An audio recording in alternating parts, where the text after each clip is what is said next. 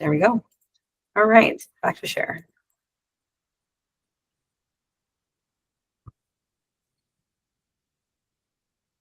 Okay, so thinking about things that help me on my health journey and things I think could help some other folks as well. Just like putting together some things. Now, some of the stuff, everybody has heard, but maybe before. Hopefully, some of the stuff is kind of new or maybe changes the perspective on things. So, one of the first things is changing the narrative. I did this for a long time, and I think a lot of people do this, but most people, what they really want is to lose weight, and their focus is on losing weight. It's not necessarily about being healthy. And part of the problem with that is that a lot of times what people do to lose weight isn't necessarily healthy. Like I'm only going to eat carrots for a month, or I'm going to cut my calories crazy significantly, and I'm not going to, I'm going to cut out I'm going to like take away basically. I'm going to keep taking things away from myself because I want to lose weight, which then also creates a lot of negative thoughts in the brain as well. So instead of focusing on gaining health, we're focusing on losing weight, and we automatically think a lot of things we have to lose with that. And one of the things that is great about focusing on health first is that weight loss is a natural byproduct of being healthy. So when we're taking care of our body and we're nourished and we're balanced and we're being consistent in the gym, weight loss and muscle growth are going to happen. It's just automatically going to happen. So kind of changing that perspective of what we're focusing on makes a really big difference. And then it can help us make better choices moving forward as well. So another thing too is second point, don't compromise on whole foods. And I know that this one is really hard, and I'm going to get into some tricks and things that you can do to kind of get better at this in a few more slides.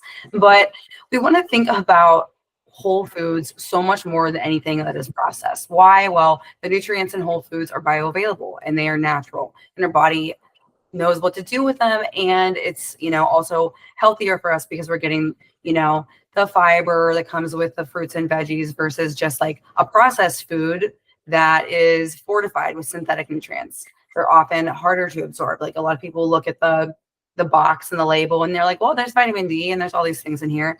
Yes, but that food was actually stripped of all of the normal nutrients first and then fortified with synthetic nutrients that like the government, FDA, and all those people are like, all right, there's the nutrients. Here you go.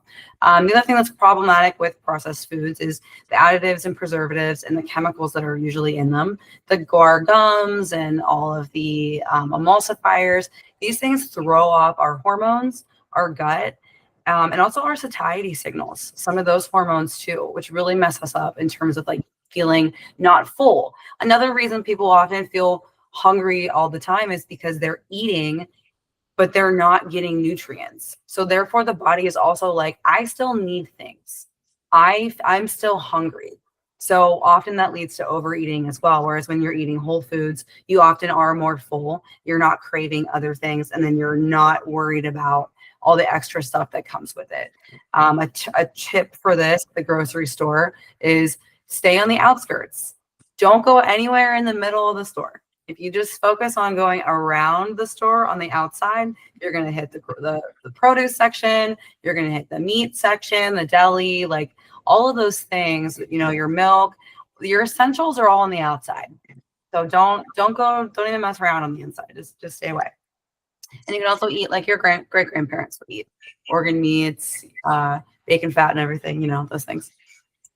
I've always loved this picture. It's a really good example of, again, kind of like the difference between processed food and then real food. And you look at this is food, and you kind of see all these things and you're like, that seems really, really healthy. Don't be fooled by marketing. These people are paying millions of dollars to these companies to market these things to you. And if you look at this, the third ingredient is a vegetable oil. Okay, which, I'm not going to get too much into seed oils right now, but the point is, like, you can have all these fancy things, but you still have emulsifiers, you have lectins, dextrin, you have sweeteners, like all of these things you don't need. So stick to whole foods. This alone will make a big difference for you long term. If you just switching to whole foods makes a big difference for everybody. Third point, you ladies know this, and a lot of people definitely know this already, but I'm a big protein girl. There's a lot of reasons for this. I have learned that protein is queen. You can really not go wrong with protein. And I want to talk about the fact that a lot of people, when you look into macros, everybody's, oh, well, protein is for muscle repair and tissue recovery. Yes, that is true. But protein also does all of these other things over here on the right. It supports our entire system. Everything runs on amino acids. So what I want to get into is now complete proteins. Okay. So that's anything that's animal protein is all complete protein. I will add that quinoa, lentils, and soy are technically also complete proteins. Complete proteins are basically have the 9 essential amino acids. And I will note that there are technically 20 amino acids, but there are 9 that are considered essential. And like I said, animal proteins all have all 9 amino acids, and then there's a few plant-based ones as well. But think about amino acids like the alphabet. You need all the letters to make words, bodily function. So if you're missing some of those letters, it's hard to tell, what the word is. Your body doesn't have what it needs. And then I have a couple funny things too. So this one's funny, but it's also relatively true, okay? Because excess fat and excess carbs, I think everybody here saw my nutrition presentation, but fat and carbs are excess energy, and your body stores them as fat. Your body has a pretty difficult time storing protein as fat. It just does, So bodybuilders, for instance, when they are needing to cut, they cut out fat and they cut out carbs and they eat just protein. And that's how they make their weigh-ins and how they get so lean. It's not sustainable long term. I don't recommend that, but it is the truth. So a simple hack for this, also just for being healthier in general, is building your plate around your protein first. Aim for 25 to 30 grams of protein per meal. And if you're not quite sure what is proteins and things like that, I highly recommend downloading a food tracker app like Chronometer or my Fitness Pal, my Net Diary, one of those, and just start tracking your food. Or even like before you make a meal or before you like plan your week out, like put some stuff in there, like get an idea for what has this much protein and use that as a tool. And then this is just funny too, but this is exactly how I want everybody to be whenever they're like handed a plate that doesn't have all.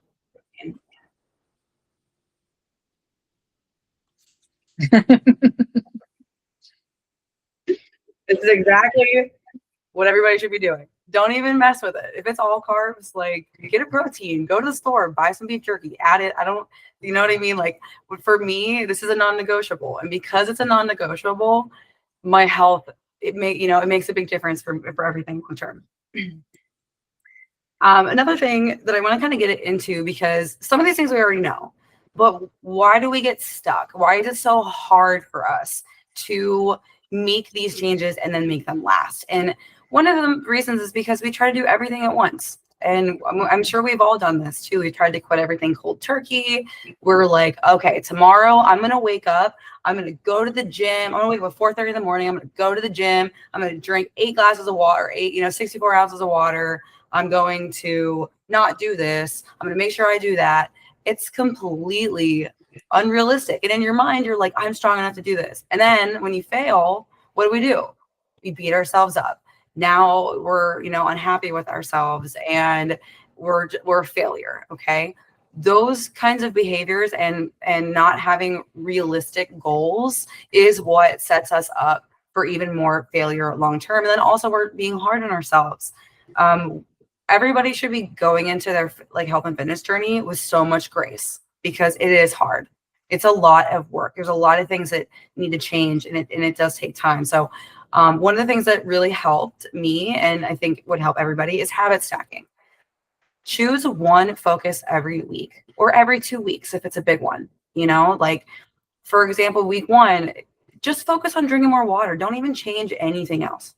Don't even stress about everything else. Pick the one thing that you think is the most important and start with that one thing. Once you're comfortable, like Aunt Susie is talking about day 3, she's drinking more water, like once you're comfortable, you're good. You add that next thing. Then you're like, okay, I'm going to hit 30 grams of protein at breakfast for week 2, and it's just like, do not try to do everything at one time. Doing everything at 1 or 2 week increments is going to create sustainable habits, things that are going to stick and last long term. So I'm really big on this. And then kind of looking at, I really love this graphic as well, the Swiss cheese model of self-care.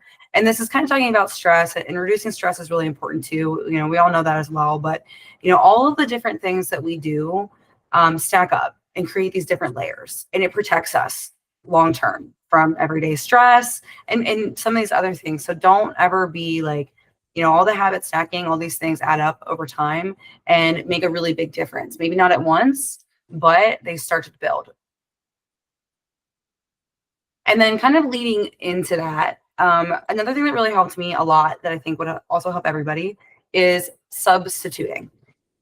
It's really hard to just cut yourself off. Again, quitting cold turkey really never worked for me very well for a lot of things. Other than smoking cigarettes, that actually worked pretty well. But everything else, I failed, especially when it came to health and things like that. What you want to do is think about making substitutions, and then you eventually substitute. You substitute for something healthy, and eventually then you substitute that something healthy for something healthier. Again, and kind of like the habit stacking, you kind of focus on little things at a time. So if you love snacking at night and you don't want to give that up, don't give it up. But trade whatever you're usually eating at night for protein, like beef jerky. I did eggs. I don't know why. I did like little deviled eggs or whatever, like before bed, things like that. Or sometimes I will literally make myself just some ground beef with some onions and like call that, if I'm hungry at night, instead of snacking on chips or even more fruit or other things like that. Protein before bed. Some studies actually say it does a lot of really good things. I don't always advocate for eating before bed, but if you were going to eat something late at night, make it protein, because it will actually support some healthy things throughout your sleep and won't spike your blood sugar, causing potential sleep disruption. Same thing, sweets. Trade your cookies and cakes for fruit.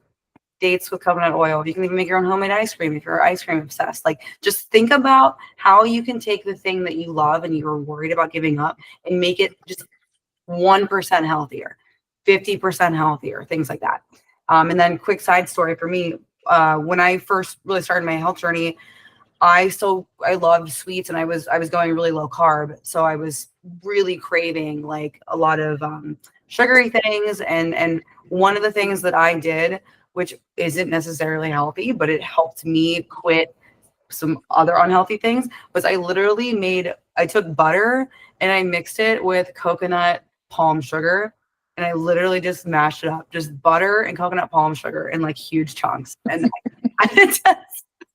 that was my snack. So like, that might not seem healthy to a lot of people, and maybe it wasn't, but you know what? It got me through. And then eventually I didn't want it anymore. I didn't even need it. I gave it up completely. So just think about making substitutions.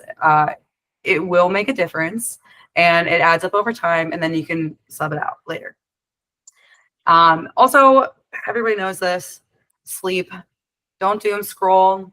Don't stay up late if you have things to do, and you know it. Like, honestly, last night, I had a presentation today, and I was like, but I was tired.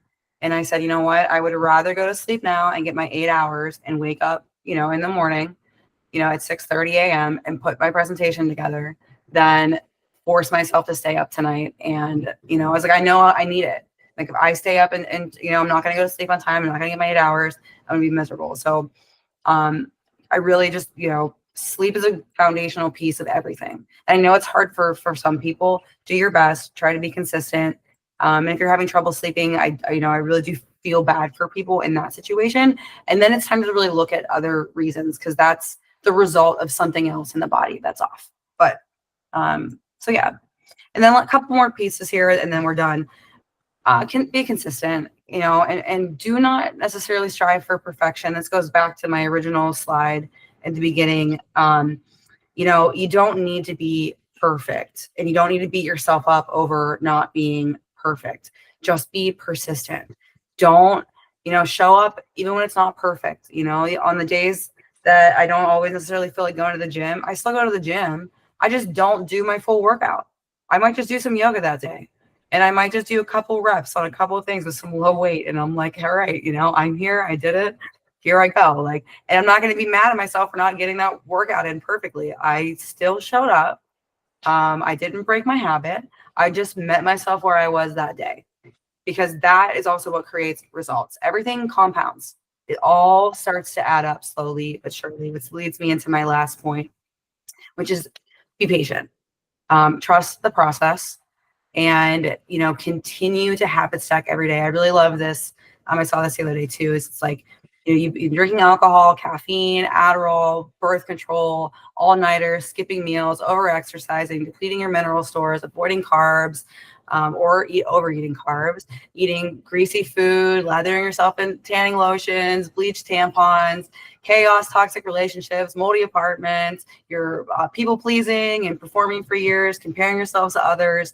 Like, if I've done a lot of those things too. Like, you're not going to magically snap your fingers and be healed of all of these things. You have to take one piece at a time, slowly start making changes, and don't be overwhelmed by the end goal.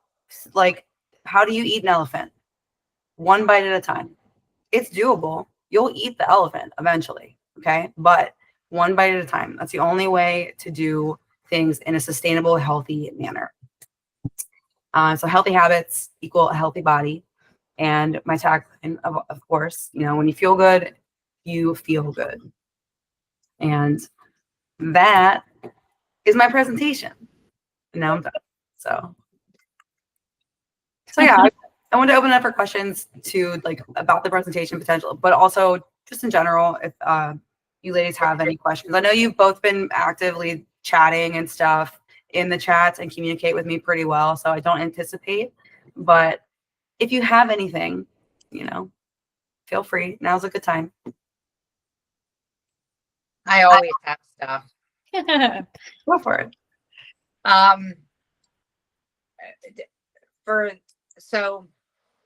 Well, does it have to be on topic? No. Okay. It's for anything. Okay. What do you do about this very sore muscles that I have? Because I don't work out. So I've been doing the workouts, but my muscles are very sore. I've been really worried for some of the people, because I know that some people are going to be sore in a way that makes me so happy. Like, the inner coach in me is like, yes, haha. Eat more protein. The protein is literally what restores the muscle. Like, it's muscle tissue and repair. Like, think about it like this. If you want to repair muscles, you got to put tissue in. If you want to repair tissue, you got to put tissue in. It will take a day or two. You will be sore. The other thing that I would say is, don't be afraid to massage them. What you're feeling, that soreness, is a lot from lactic acid buildup, which is something that happens within the body from tearing down the tissue. So one way people relieve lactic acid buildup is by rolling. You've seen people rolling themselves out. Massaging the muscle will actually help relieve some of that, and it should help the pain go down a little bit too. Okay. And then I didn't see, and maybe it was on there, but I went to grab it today and I put it back, was cottage cheese. Yeah. Was it on your food list, your grocery list? Is that good to eat? It is good. It wasn't on there, but it's totally good. Yeah, cottage cheese is great. I mean, it's a high protein food. It's usually pretty low in extra stuff. I mean, dairy is usually not so bad. The only thing to watch out for is Karakegan and creamers and things. But cottage cheese is, and even the Daisy brand or whatever, that's what I buy. It's good. Okay. All righty. I should add that to the grocery list. Because if it wasn't on there, it should be on there. Okay. Yeah, it is. That's a pretty easy thing for me, and we have it at work. Oh, nice. And then the only other thing I was going to say was, you were talking about having a sweet tooth, and I used to take a bowl like to get myself breaking the ice cream habit is I take a bowl and I fill it up with fruit or coconut or That's where I get it from. what's that? I said, that's where I get it from. Yeah. And then I just put like a little bit of ice cream on top or yogurt or like as it gets healthier. So initially it's going to be ice cream, but instead of like filling up your bowl of ice cream and then putting a little bit of something, I would like flip it so that I'm only having a little bit. And then eventually it was easy to sub the ice cream out. Exactly. That's exactly what I was talking about in terms of making a healthy substitution. That is perfect. And yeah, like you could even do the yogurt with a little bit of honey. Like honey, I can't remember if that's on the list either, but honey is good too. It's an antimicrobial. It's got tons of antioxidants and other healthy pieces in it, and it has a low glycemic index, so it doesn't spike blood sugar as much. So honey is a healthy sweetener as well. You see the legit in the background. So yeah, so totally. But I love that. That's a perfect example of exactly what I was talking about. And I know that my mom is cleaning, but when I was talking about the sleep thing, I wanted to give her a shout out because yesterday or 2 days ago, she said something very similar where she was like, I went to sleep instead of, doing something. And I was like, I'm proud of you. That was a good choice because I know how hard it is. It's hard for me too. And I've had a few late nights. And honestly, like last month, I was really bad with my sleep, which is when right before I did that mind body reset challenge, because I know I needed to get sleep too. And my period was literally 21 days late from not sleeping. That's how bad, and my period has been so consistent for the last 2 years. And I was like, that's how I knew. I was like, oh, my body is a mess. I was like, I got to get sleep. And then after a week of sleeping, right, my period started. And I was like, it's just like, it's crazy though, how much for women, I think sleep is crucial. I know some people would argue like sleep's not that important, but for me, it makes all the difference all around the board. I agree. So, thanks, Aunt Susie. I loved your points and questions. You're great. Thank you. And then I don't know if anybody has anything else, but before we get off the call, I would like to do like a little video and everybody just wave. And then I'm going to post on my story and say, my challenge is went so well. I do have one dessert that I really liked that I have done that has been extremely satisfying and healthy. And that was taking just cocoa powder, but without the alkali, like the good cocoa powder, and then mixing that in with coconut oil, and you make a paste. And you can either just do those two ingredients, or you can add just a little bit of sugar into it just to slightly sweeten it up. And I have found that to be extremely rich and healthy and easy, because you can just put it in a jar and take it with you. And you can decide how rich you want it to be or how creamy based on how much coconut oil you put in it. Yeah, that's a good dessert too. And the coconut oil is good. It's got a lot of MCT oil, which is good for a lot of different things. And it's actually also an antimicrobial. So it's like antifungal. And it's good for, the fat helps reduce the blood sugar spike if you were putting sugar in it.